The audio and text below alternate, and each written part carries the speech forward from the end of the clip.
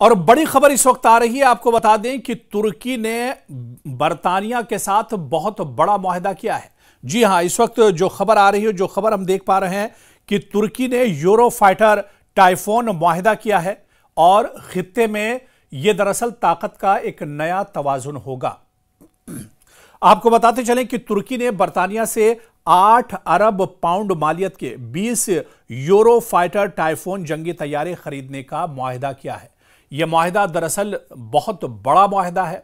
पूरी दुनिया की निगाहें इस डील पर टिकी हुई हैं क्योंकि इस डील में तुर्की शामिल है और तुर्की ने बरतानिया के साथ यह बड़ा मुआहदा किया है। ऐसे में और दरअसल इस मुआहदे की जो टाइमिंग है, आप देखिए, मशरिक़ वुस्ता में लगातार कशीदगी बनी हुई है। इसके अलावा रशिया और यूक्रेन की जंग चल रही है और तुर्की के बारे में खासतौर से बताएं क्योंकि तुर्की नेटो का हिस्सा है, इस वजह से भी पूरी दुनिया की निगाहें इस पर टिकी हुई हैं। और अमेरिका भी कहीं ना कहीं रजब तैयब एर्दोगान और तुर्की की बहुत पासदारी करता है और ऐसे में ब्रिटेन के साथ और रजब तैयब एर्दोगान का और तुर्की का इतना बड़ा या इतनी बड़ी जो डील हुई है, 8 अरब पाउंड मालियत के 20 यूरो फाइटर टाइफून जंगी तैयारे खरीदने का ये मुआहदा है, ये डील है जो एक तरह से तय पा गई है। यानी मौजूदा में आप देखिए कि दुनिया में जो एक कशीदगी लगातार बढ़ती जा रही है, चाहे हालिया दिनों मशरिक़ वुस्ता की बात करें, ख़ासतौर से मशरिक़ वुस्ता में ईरान और इजराइल के दरमियान जो कशीदगी बढ़ी थी, गज़ा में जिस तरह से कशीदगी थी और कशीदगी अभी भी एक तरह से बरकरार है। इसके अलावा यूक्रेन और रूस की जंग आप देख लीजिए, या फिर हालिया दिनों जिस तरह से खुद तुर्की ने इजराइल को लेकर नाराजगी जाहिर की थी और बल्कि जो बड़ी मीटिंग्स हुई और जो बड़े समिट्स हुए उसमें तुर्की ने कई बार सिर्फ ये कहकर शिरकत नहीं की कि अगर इजराइल का कोई फर्द या इजराइल की लीडरशिप उस समिट में शामिल होती है तो एर्दोगान उसमें शामिल नहीं होंगे। तो कहीं ना कहीं मिस्र में हालिया दिनों जिस तरह से एक बड़ी समिट हुई थी मशरिक़ वुस्ता को लेकर और फ़िलिस्तीन को लेकर, गज़ा में जो जंग चल रही थी उस डील को लेकर जो बड़ी बैठक मिस्र में हुई थी, वहां पर एर्दोगान तब तक नहीं पहुंचे थे जब तक ये माना जा रहा था कि इस बैठक में दरअसल इजराइल के वज़ीर आज़म बिन्यामिन नेतन्याहू भी आएंगे। लेकिन जब यह साफ हो गया कि बिन्यामिन नेतन्याहू नहीं आ रहे हैं, उसके बाद ही रजब तैयब एर्दोगान उस बैठक में पहुंचे थे। तो कशीदगी चारों तरफ एक तरह से बढ़ती जा रही है। हालिया दिनों आप देख लीजिए, ईरान के वजीर खारजा ने रूस और चीन का दौरा किया है, पुतिन से और शी जिनपिंग से उन्होंने मुलाकात की है। इसे एक और तरह की गिरोहबंदी के तौर पर दुनिया के नक्शे पर देखा जा रहा है। यानी अगर कशीदगी मशरिक़ वुस्ता में बढ़ती है, इजराइल का प्रेशर अगर ईरान पर बढ़ता है, अमेरिका अगर ईरान पर दबाव बनाता है, तो ईरान को लेकर अब ईरान के साथ भी रूस और चीन एक तरह से खड़े हैं।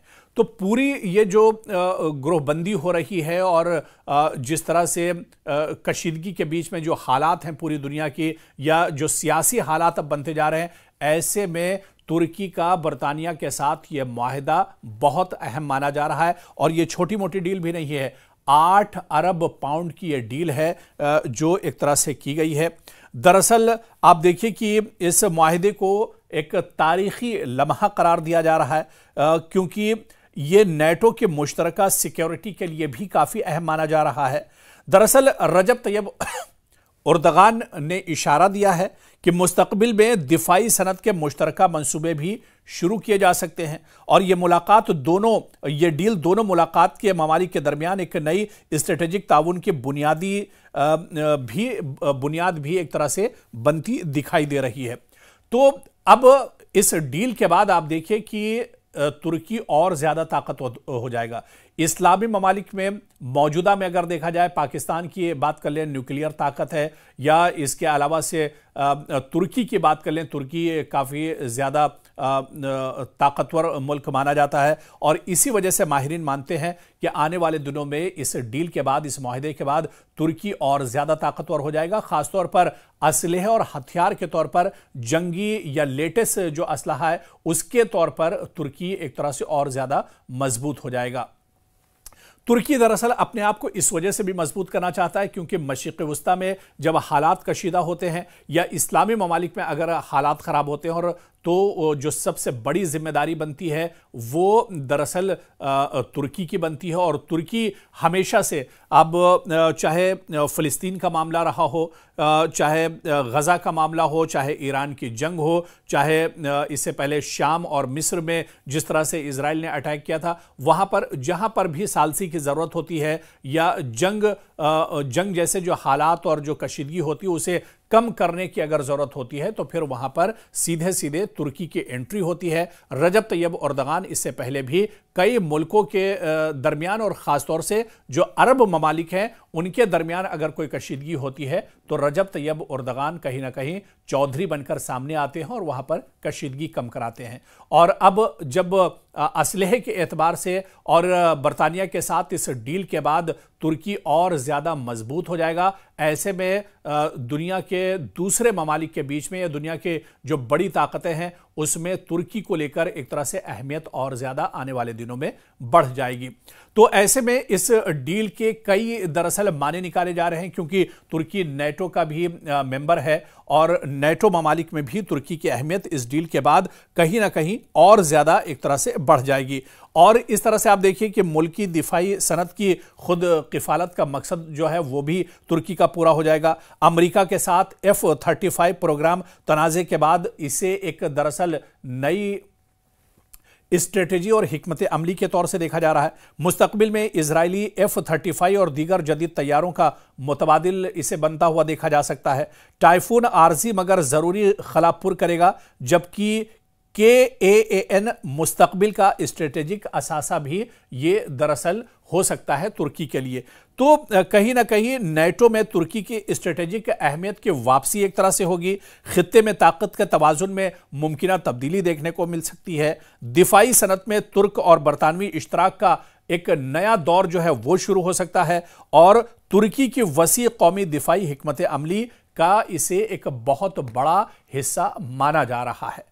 यानी तुर्की का कद इस डील के बाद और ज्यादा बढ़ जाएगा। इस्लामी ममालिक में तुर्की का जो कद है वो तो हाई है, लेकिन दुनिया के जो सुपर पावर ममालिक हैं उनमें भी आने वाले दिनों में तुर्की का कद और ज्यादा बढ़ने वाला है। और मशरिक़ वस्ता में जिस तरह से कशीदगी और तनाव हमेशा से बरकरार रहता है, इस तनाव को देखते हुए भी तुर्की के इस कदम को काफी अहम माना जा रहा है। और बड़ी खबर इस वक्त आ रही है, आपको बता दें कि तुर्की ने बरतानिया के साथ बहुत बड़ा मुआहदा किया है। जी हां, इस वक्त जो खबर आ रही है, जो खबर हम देख पा रहे हैं कि तुर्की ने यूरोफाइटर टाइफोन मुआहदा किया है और खित्ते में यह दरअसल ताकत का एक नया तवाजुन होगा। आपको बताते चलें कि तुर्की ने बरतानिया से 8 अरब पाउंड मालियत के 20 यूरोफाइटर टाइफोन जंगी तैयारे खरीदने का मुआहदा किया है। यह मुआहदा दरअसल बहुत बड़ा मुआहदा है। पूरी दुनिया की निगाहें इस डील पर टिकी हुई हैं, क्योंकि इस डील में तुर्की शामिल है और तुर्की ने बरतानिया के साथ यह बड़ा मुआहदा किया है। ऐसे में और दरअसल इस मुआहदे की जो टाइमिंग है, आप देखिए, मशरिक़ वस्ता में लगातार कशीदगी बनी हुई है। इसके अलावा रशिया और यूक्रेन की जंग चल रही है। और तुर्की के बारे में खासतौर से बताएं, क्योंकि तुर्की नेटो का हिस्सा है, इस वजह से भी पूरी दुनिया की निगाहें इस पर टिकी हुई हैं। और अमेरिका भी कहीं ना कहीं रजब तैयब एर्दोगान और तुर्की की बहुत पासदारी करता है। और ऐसे में ब्रिटेन के साथ रजब तैयब एर्दोगान का और तुर्की का इतना बड़ा या इतनी बड़ी जो डील हुई है, 8 अरब पाउंड मालियत के 20 यूरो फाइटर टाइफून जंगी तैयारे खरीदने का ये मुआहदा है, ये डील है जो एक तरह से तय पा गई है। यानी मौजूदा में आप देखिए कि दुनिया में जो एक कशीदगी लगातार बढ़ती जा रही है, चाहे हालिया दिनों मशरिक़ वस्ता की बात करें, ख़ासतौर से मशरिक़ वस्ता में ईरान और इजराइल के दरमियान जो कशीदगी बढ़ी थी, गज़ा में जिस तरह से कशीदगी थी और कशीदगी अभी भी एक तरह से बरकरार है। इसके अलावा यूक्रेन और रूस की जंग आप देख लीजिए, या फिर हालिया दिनों जिस तरह से खुद तुर्की ने इजराइल को लेकर नाराजगी जाहिर की थी और बल्कि जो बड़ी मीटिंग्स हुई और जो बड़े समिट्स हुए उसमें तुर्की ने कई बार सिर्फ ये कहकर शिरकत नहीं की कि अगर इजराइल का कोई फर्द या इजराइल की लीडरशिप उस समिट में शामिल होती है तो एर्दोगान उसमें शामिल नहीं होंगे। तो कहीं ना कहीं मिस्र में हालिया दिनों जिस तरह से एक बड़ी समिट हुई थी मशरिक़ वुस्ता को लेकर और फ़िलिस्तीन को लेकर, गजा में जो जंग चल रही थी उस डील को लेकर जो बड़ी बैठक मिस्र में हुई थी, वहां पर उर्दगान तब तक नहीं पहुंचे थे जब तक ये माना जा रहा था कि इस बैठक में दरअसल इजराइल के वज़ीर आज़म बिन्यामिन नेतन्याहू भी आएंगे। लेकिन जब यह साफ हो गया कि बिन्यामिन नेतन्याहू नहीं आ रहे हैं, उसके बाद ही रजब तैयब उर्दगान उस बैठक में पहुंचे थे। तो कशीदगी चारों तरफ एक तरह से बढ़ती जा रही है। हालिया दिनों आप देख लीजिए, ईरान के वजीर खारजा ने रूस और चीन का दौरा किया है, पुतिन से और शी जिनपिंग से उन्होंने मुलाकात की है। इसे एक और तरह की गिरोहबंदी के तौर पर दुनिया के नक्शे पर देखा जा रहा है। यानी अगर कशीदगी मशरिक़ वुस्ता में बढ़ती है, इजराइल का प्रेशर अगर ईरान पर बढ़ता है, अमेरिका अगर ईरान पर दबाव बनाता है, तो ईरान को लेकर अब ईरान के साथ भी रूस और चीन एक तरह से खड़े हैं। तो पूरी ये जो गिरोहबंदी हो रही है और जिस तरह से कशीदगी के बीच में जो हालात हैं पूरी दुनिया की, या जो सियासी हालात अब बनते जा रहे हैं, ऐसे में तुर्की का बरतानिया के साथ ये मुआहिदा बहुत अहम माना जा रहा है। और ये छोटी मोटी डील भी नहीं है, 8 अरब पाउंड की ये डील है जो एक तरह से की गई है। दरअसल आप देखिए कि इस मुआहिदे को एक तारीखी लम्हा करार दिया जा रहा है, क्योंकि ये नेटो के मुश्तरका सिक्योरिटी के लिए भी काफ़ी अहम माना जा रहा है। दरअसल रजब तैयब उर्दगान ने इशारा दिया है कि मुस्तकबिल में दिफाई सनत के मुश्तरका मंसूबे भी शुरू किए जा सकते हैं, और ये डील दोनों मुलाकात के ममालिक के दरमियान एक नई स्ट्रेटेजिक ताउन की बुनियाद भी एक तरह से बनती दिखाई दे रही है। तो अब इस डील के बाद आप देखिए कि तुर्की और ज्यादा ताकतवर हो जाएगा। इस्लामी ममालिक में मौजूदा में अगर देखा जाए, पाकिस्तान की बात कर लें, न्यूक्लियर ताकत है, या इसके अलावा से तुर्की की बात कर लें, तुर्की काफ़ी ज़्यादा ताकतवर मुल्क माना जाता है। और इसी वजह से माहिरीन मानते हैं कि आने वाले दिनों में इस डील के बाद, इस मुआहिदे के बाद तुर्की और ज़्यादा ताकतवर हो जाएगा, ख़ासतौर पर असलहे और हथियार के तौर पर, जंगी या लेटेस्ट जो असलहा है उसके तौर पर तुर्की एक तरह से और ज़्यादा मजबूत हो जाएगा। तुर्की दरअसल अपने आप को इस वजह से भी मजबूत करना चाहता है क्योंकि मशरिक़ वुस्ता में जब हालात कशीदा होते हैं, या इस्लामी ममालिक में अगर हालात ख़राब होते हैं, और तो जो सबसे बड़ी जिम्मेदारी बनती है वो दरअसल तुर्की की बनती है। और तुर्की हमेशा से, अब चाहे फ़िलिस्तीन का मामला रहा हो, चाहे गज़ा का मामला हो, चाहे ईरान की जंग हो, चाहे इससे पहले शाम और मिस्र में जिस तरह से इजराइल ने अटैक किया था, वहाँ पर जहाँ पर भी सालसी की ज़रूरत होती है, या जंग जैसे जो हालात और जो कशीदगी होती है उसे कम करने की अगर जरूरत होती है, तो फिर वहां पर सीधे सीधे तुर्की की एंट्री होती है। रजब तैयब उर्दगान इससे पहले भी कई मुल्कों के दरमियान, और ख़ासतौर से जो अरब ममालिक हैं उनके दरमियान अगर कोई कशीदगी होती है, तो रजब तैयब उर्दगान कहीं ना कहीं चौधरी बनकर सामने आते हैं और वहां पर कशीदगी कम कराते हैं।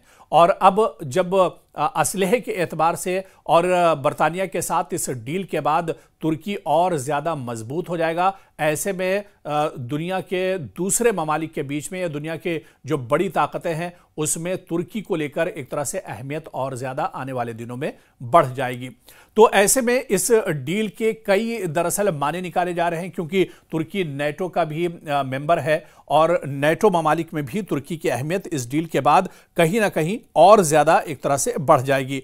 और इस तरह से आप देखिए कि मुल्की दिफाई सनत की खुद किफ़ालत का मकसद जो है वो भी तुर्की का पूरा हो जाएगा। अमेरिका के साथ F-35 प्रोग्राम तनाज़े के बाद इसे एक दरअसल नई स्ट्रेटेजी और हिकमत अमली के तौर से देखा जा रहा है। मुस्तकबिल में इजरायली F-35 और दीगर जदीद तैयारों का मुतबादिल इसे बनता हुआ देखा जा सकता है। टाइफून आर्जी मगर ज़रूरी खलापुर करेगा, जबकि KAAN मुस्तकबिल का स्ट्रेटेजिक असासा भी ये दरअसल हो सकता है तुर्की के लिए। तो कहीं ना कहीं नेटो में तुर्की की स्ट्रेटेजिक अहमियत की वापसी एक तरह से होगी। खित्ते में ताकत के तवाजुन में मुमकिन तब्दीली देखने को मिल सकती है। दिफाई सनत में तुर्क और बरतानवी इश्तराक का एक नया दौर जो है वो शुरू हो सकता है, और तुर्की की वसी कौमी दिफाई हिकमत अमली का इसे एक बहुत बड़ा हिस्सा माना जा रहा है। यानी तुर्की का कद इस डील के बाद और ज्यादा बढ़ जाएगा। इस्लामी ममालिक में तुर्की का जो कद है वो तो है ही है, लेकिन दुनिया के जो सुपर पावर ममालिक हैं उनमें भी आने वाले दिनों में तुर्की का कद और ज्यादा बढ़ने वाला है। और मशरिक़ वुस्ता में जिस तरह से कशीदगी और तनाव हमेशा से बरकरार रहता है, इस तनाव को देखते हुए भी तुर्की के इस कदम को काफी अहम माना जा रहा है।